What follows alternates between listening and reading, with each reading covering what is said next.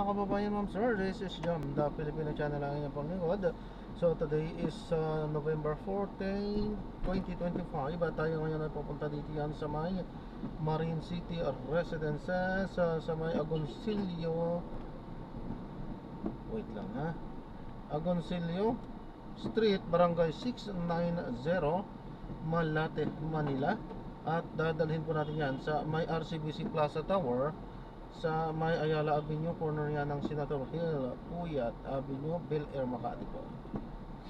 Okay po, so magbabalik po tayo mamaya konti po pag nakakuha na po natin sila. Disclaimer lamang po, ang content po natin ay kalsada at hindi ang passenger. Kaya nga naman, sakasakali man po na may marinig kayo mga pangalan ng lugar, pangalan ng tao, pangalan ng organizations, government o private man yan, ay wala pong kinalaman ng channel na ito at wala pong pinapatungkulan. Lahat po ng pinag-uusapan dito ay pawang dito lamang po yan sa loob at wala pong pinapatungkulan sa labas. Okay po? Magbabalik po tayo mamaya konti pag nakuha na po natin sila.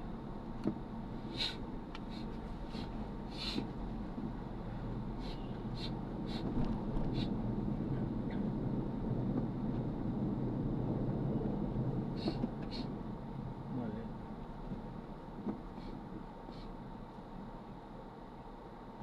Ayun. Unti-unti sila kumapos.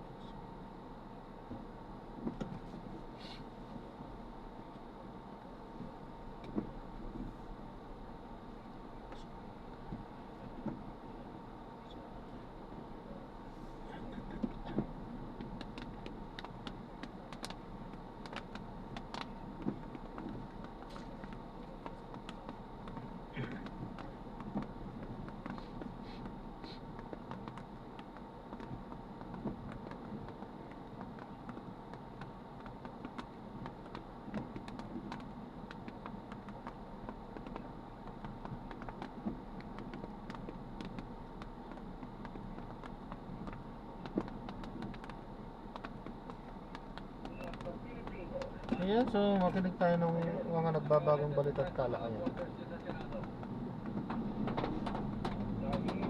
ngayon, lalo na sa itong masamang panahon, wala akong napapansin na tao sa ngayon dito sa Senado.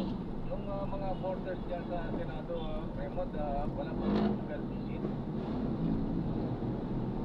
Hindi ko sigurado kayo, pero ang mga allowed lang kasi na direct kang pwedeng kumisita na sa kanila, kasama yung pamilya at mga abogado nila or mga kung meron silang mga i-request na mga religious representatives na pwedeng pumasyal sa kanila kayo. Si Madam Sara Diskaya, di ba pwedeng sa mga Secret Diskaya ng kahit overnight man lang dyan sa kwarto nila sa Senado? Well, nagkasama pa sila ngayon.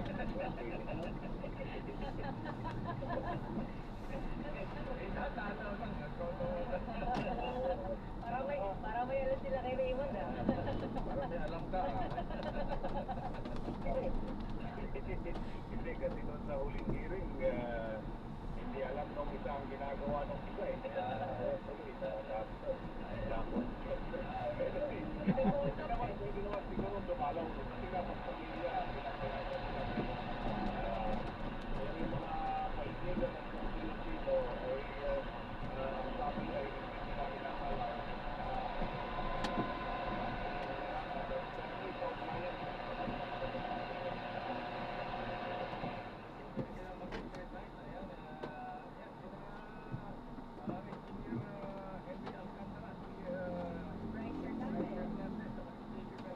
Ayan, Marine City. Ayan, 42.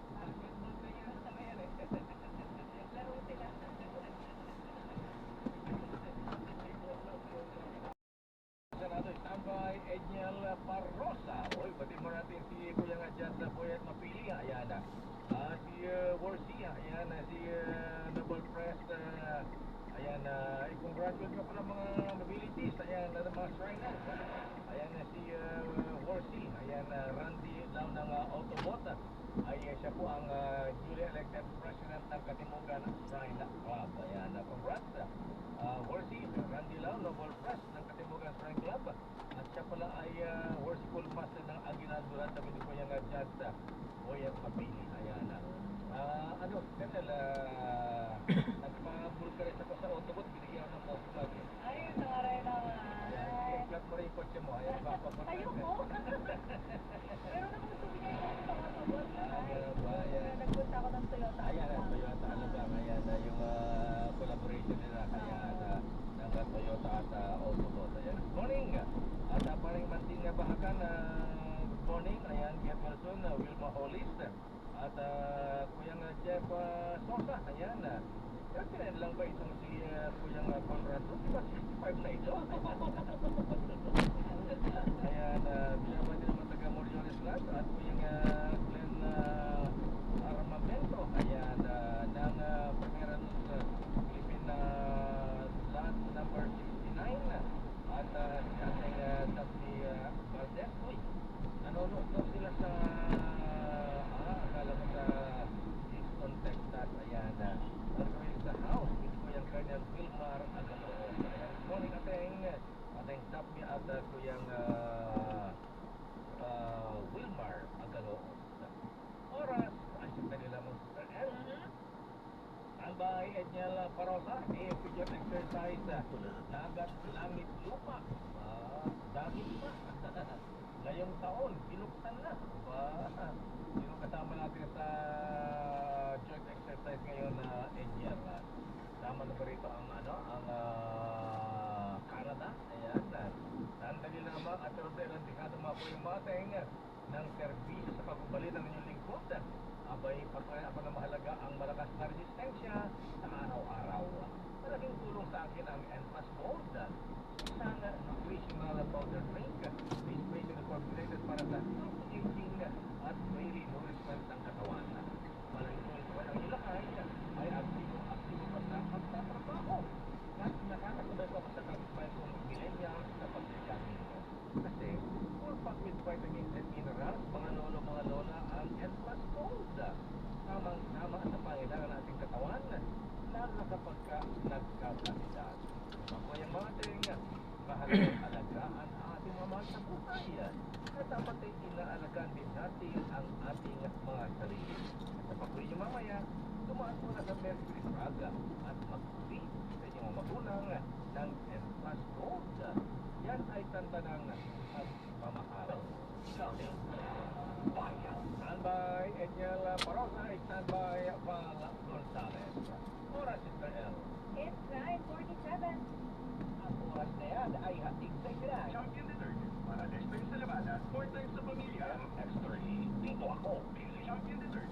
Para next time sa labada, 4 times sa pamilya. Okay.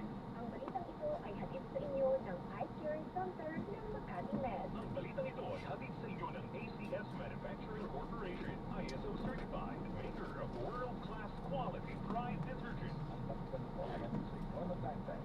Your future, powered by Lifetime. Okay. Number 1. Nay, pakasok na ako. Huwag ka kalimutan pinipili ng NPAS Gold. Nay.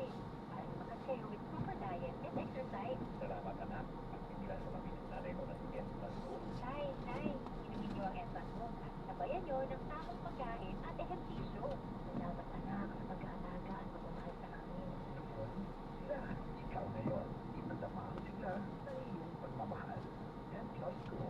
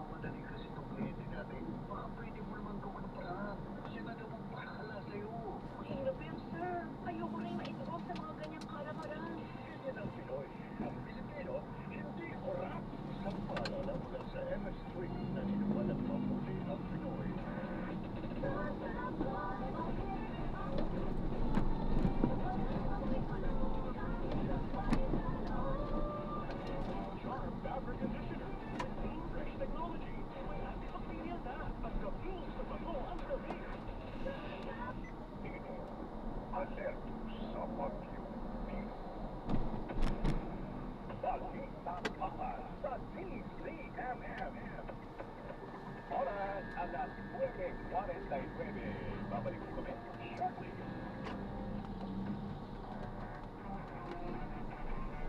Balita-batan, balita-batan, balitaan at talakayan. Basta AM, TZMN. Yolo Pascual po, sa ubo at hika, may Blemex 40 syrup and bottles. Pero para sa ginhawang kailangan agad, may Blemex 40 capsule and blister pack. Madaling bitbitin, kayang ibulsa, gawa sa natural na lagundi na tumutunaw at nagpapalabas ng plema. Convenient na, ginhawa pa. Blemex 40 lagundi and capsule. Basta lagundi, Blemex. Easy. Vitex Regular, the generic name of Blemex 40. If symptoms persist, consult your doctor. At ka ng tema, hindi lang ubo. Maluwag ang paghinga sa Blemex 40. Basta lagundi, Blemex. Ang Blemex 40 lagundi capsule ay mabibili sa pangunahing butika o drugstore na malapit sa inyo. Mga balita, ulat at pahayag, sibuyot sa bawat sulok ng bansa. Dito mo mapapakinggan, hatid ng pinagkakatiwalaang mga tagapagbalita. Jeff Kernay at Rica Lasso sa Headline. Ngayon, Headline.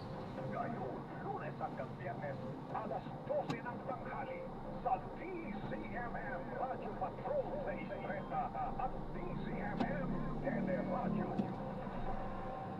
Mula noon hanggang ngayon, patuloy tayong nagbabalita at maglilingkod para sa bawat mamamayang Pilipino. Ito ang DZMM Radio Patrol sa Istreta. Una sa balita, una sa public service. Ang buhay at kabuhayan ang nakataya. Kailangan ng mga tagapagbalitang maaasahan at mapagkakatiwalaan. The morning news team you can trust for the news that really matter. Mga balitang kumpirmado, sigurado, araw-araw sa inyong morning news team. Sa DZMM, Radyo Patrol, Expressa at DZMM Teleradio. Basta AM, DZMM. Balita-batan sa DZMM. Time check, ang oras, 7 minuto.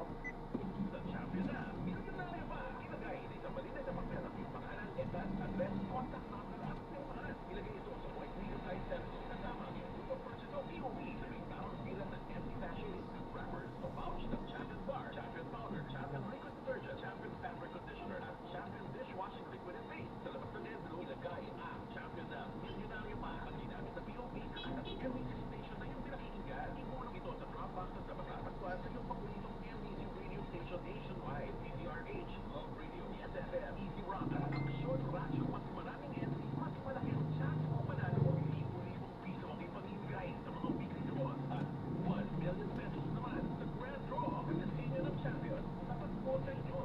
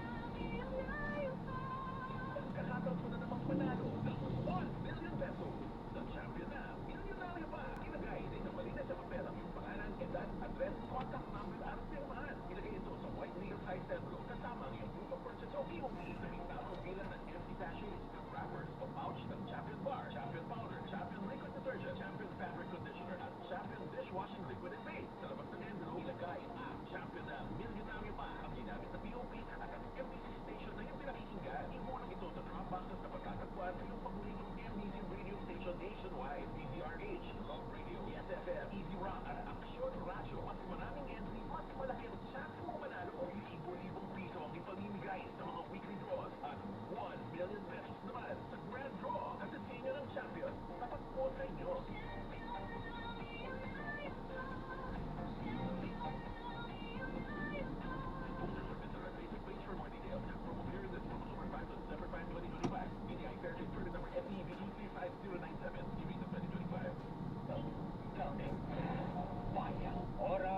Mr. L. 9:54.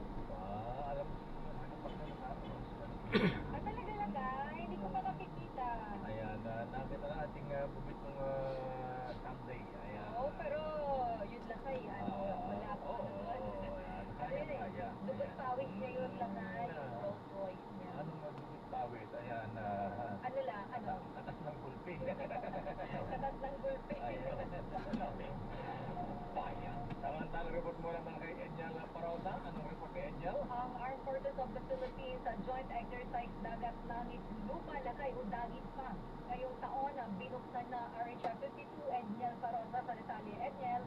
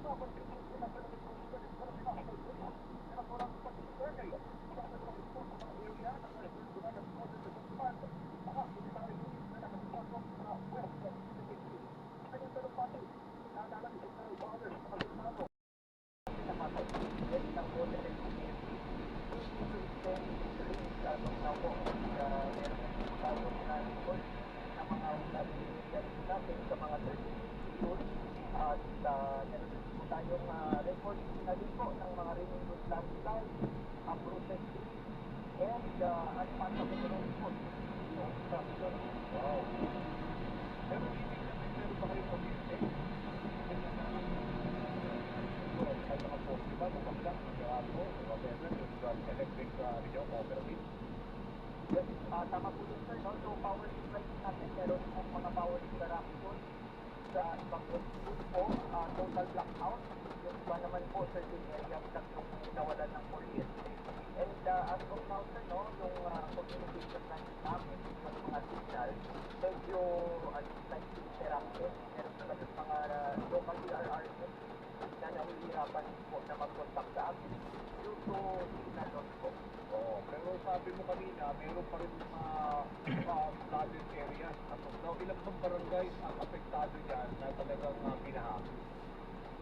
Bawit ng total number of barangay no, or areas, wala pa po tayong record, pero estimate lang po, meron po tayong record na hinahanap no, mga more or less 5 LGUs na po ang report na meron po silang natin. Okay, 5 LGUs, marami rin barangay siya. So marami ho pa tayong mga ininikas dahil binaha yung bahay nila ng tira. So they are now at mga evacuation or temporary shelters. Yes po, Nasa linya ng telepono si John Garner. Anong update, John? ang i-recommenda ng Independent Committee for Infrastructure Office of the Ombudsman na kasuhan na dapat DPWH Bulacan.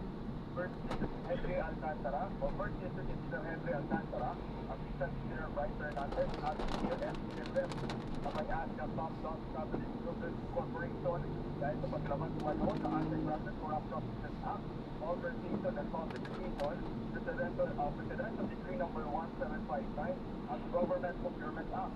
Okay po ng Riverbank Protection Project na nagkakahalaga ng 72.3 billion pesos sa bagong Silang Purok 4, Claridel, Bulacan na kinalaunan ay dapat alamang book project. Bukod sa mga nabanggit, tinatitignan din ng ICI sa Ombudsman kung may naging pagdapat, sinadap WH Secretary Manuel Bunoan at WH Undersecretary Roberto Bernardo at Mancia Casalita Cabral para naman sa Code of Conduct and Ethical Standards for Public Officials and Employees. Kabayanan ng follow-up report sa CGMF Federado at CGMF Branch Control sa Istresa. At yan ang balitang konservado sigurado. Ito ang Branch Control of Garner CFF. Maraming salamat, John Garner.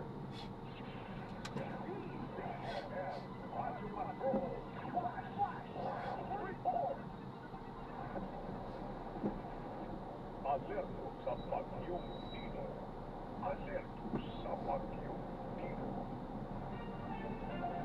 Okay, balik tayo dito sa special coverage alerto sa Bagyong Tino at sa pagkakataong ito, nasa linya naman ang telepono, makakausap naman natin. Ito rin, Capiz, ay signal number 4.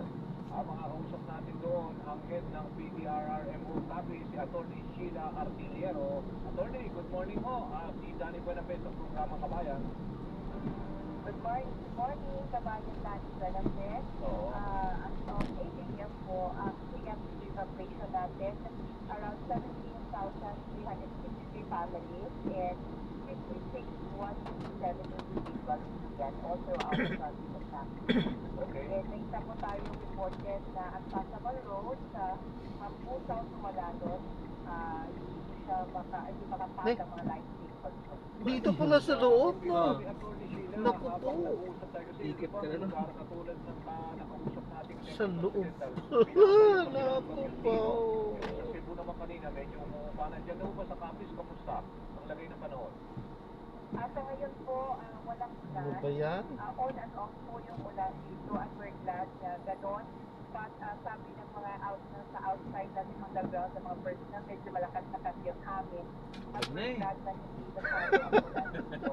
Mali lang yung pasok eh. Ikot ka na talaga. Ikot na, balik ka. Sa pagbabaha, saturated yung ating Saan? Nung labas nito, doon ulit sa Hindi, iikot lang yan. Gaganyan lang yan.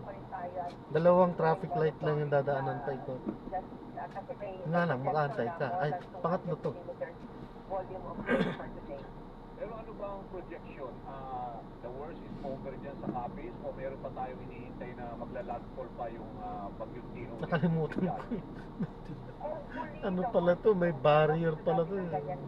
Sa iba kasi walang barrier eh. Sabi kasi ng pag-asa at November 5, Repago sa Pawid hanggang Northern Palawan po yung Bagyong Tino. So hindi pa po kami pwedeng mag-relax kasi yung tubig baha yung inaabangan namin.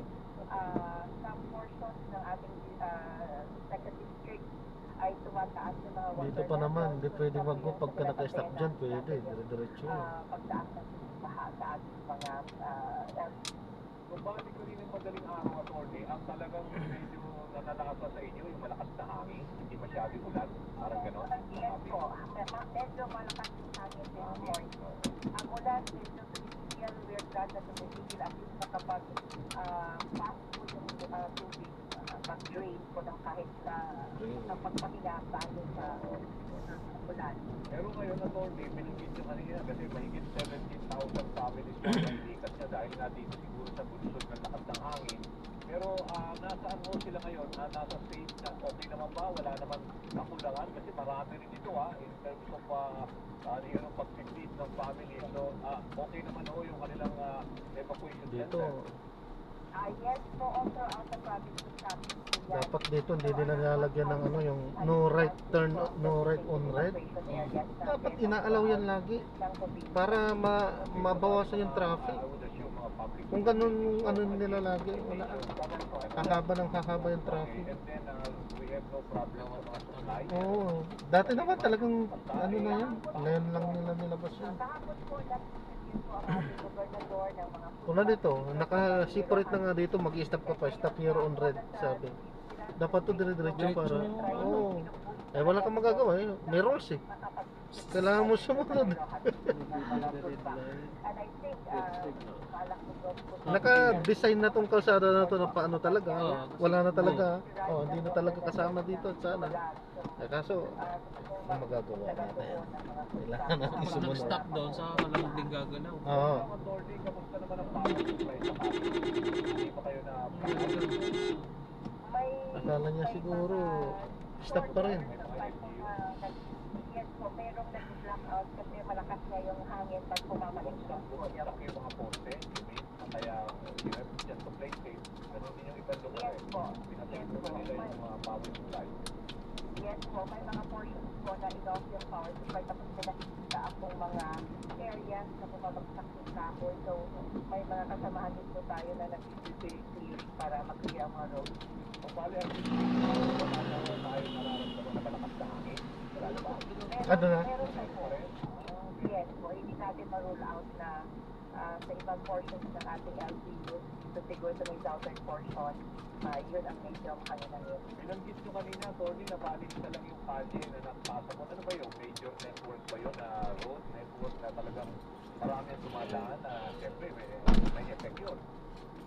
Sa isang daanan po ito, isang daanan sa may Pambusaw, Tumalanos, Major road ano ba yan? Yung road network ba yan na dinadaan ng maraming kababayan nyo? may papuntang palapag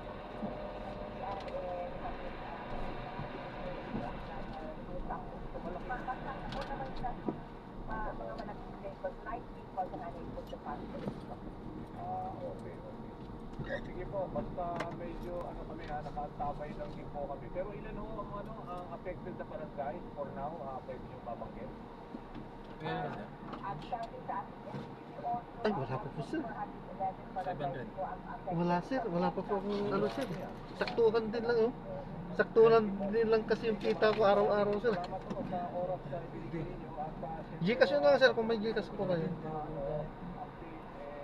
Wala sir, wala tayong magagawa dyan sir.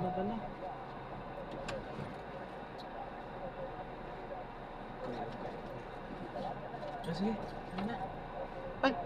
Sino? No, sobrang laki yan sir. Okay lang. Sir, sobrang laki yan sir. Okay lang yan. Saya na. Allah sir. Sir. Ay, salamat sir, salamat. God bless po. Allah. Allah. Ay, salamat kay sir. 200 lang yung yung bill ni sir. Nabayad ng 1,000, wala akong pansukli eh. Ay, sigo, siman si sir eh. Naunawaan niya yung kalagayan natin. Kunwari lang yun, na pang sukli, na naghahanap ng sukli.